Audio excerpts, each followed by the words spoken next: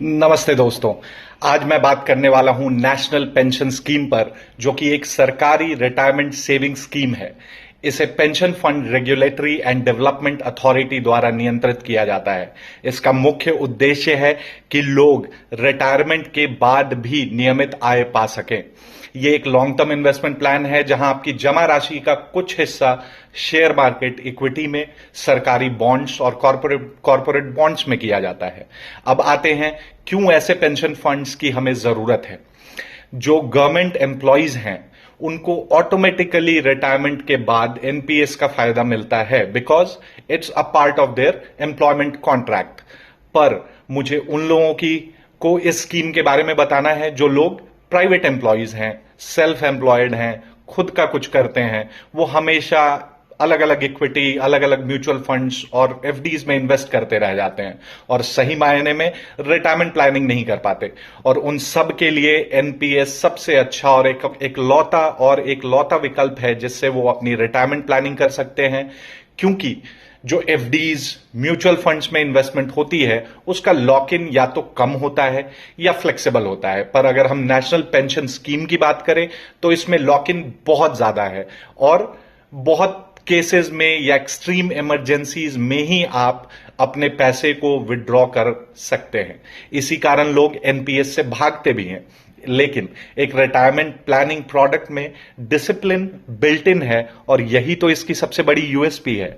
लोग इसलिए भी इस प्रोडक्ट से भागते हैं क्योंकि उनकी शॉर्ट और मीडियम टर्म प्रायोरिटीज उनके रिटायरमेंट के ऊपर आ जाती है। क्योंकि आज के टाइम खर्चा है जो बढ़ता ही जाता है और सेविंग्स है जो हो नहीं पाती। तो ऐसे में एक ऐसा रिटायरमेंट प्रोडक्ट जिसमें डिसिप्लिन बिल्ट इन है बहुत जरूरी है। नेशनल पेंशन स्कीम को ना आप एक हाइब्रिड म्यूचुअल फंड्स मानकर चलिए, जहां कुछ पैसा आपका इक्विटी में इन्वेस्ट होगा, कुछ पैसा डेट में और बॉन्ड्स में इन्वेस्ट होगा। ये आप डिसाइड करेंगे कि आपको कितना डेट और कितना इक्विटी में इन्वेस्ट करना है।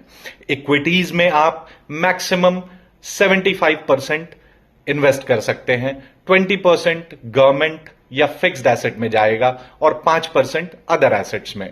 और यही कारण है कि आपके जो रिटर्न्स हैं वो वैरी कर सकते हैं, क्योंकि आपके पैसे का ज्यादा पोर्शन इक्विटी में इन्वेस्ट हो रहा है जो हमेशा ऊपर नीचे होता रहता है।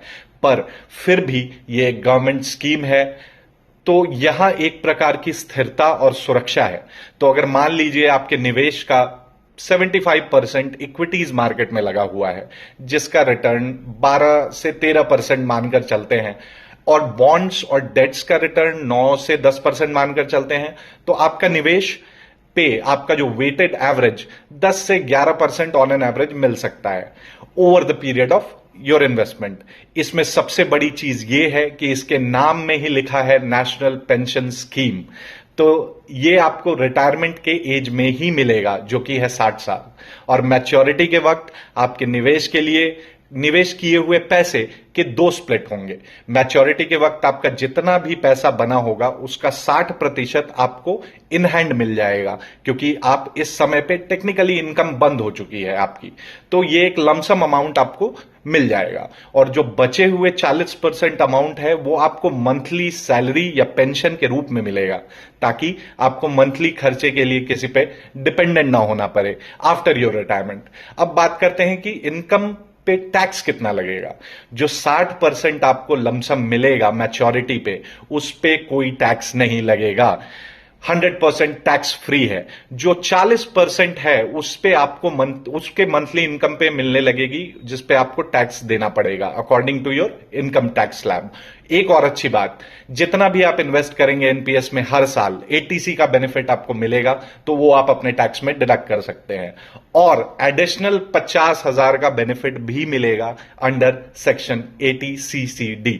मुझे ये स्कीम इसलिए अच्छी लगती है क्योंकि इसका लॉक इन टाइम बड़ा है और एट अ यंग एज में ही ये आपको एक डिसिप्लिन में बिठा देता है। तो यदि आप इस योजना में रेगुलरली छोटे छोटे इन्वेस्टमेंट भी करते हैं, और मैं मान के चलता हूं कि आपके कार्यकाल की अवधि 30 से 40 वर्ष की होगी, आप कल्पना भी नहीं कर सकते the amount of corpus you will be sitting on at the time of maturity. So in my opinion, those who are conservative in their financial investment approach, wants a low risk investment product and a scheme which is backed by government, I would highly recommend it to have in your investment portfolio.